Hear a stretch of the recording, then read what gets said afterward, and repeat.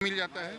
आप 1:30 बजे आप आइए यारपुर में, वहाँ हर घर घर दारू मिलता है। ये बताइए, आप इस टाइम जहाँ पर खड़े हैं, यह सचिवालय के बिल्कुल सामने है और यहाँ से मुश्किल से 100 मीटर की दूरी पर मुख्यमंत्री आवास है, फिर भी आपको डर नहीं लग रहा है? मुख्यमंत्री आवास नहीं है, वो उठा पटक के आवास है। वो पुलिस से डर लगता होगा ना? कैसा पुलिस? कौन पुलिस?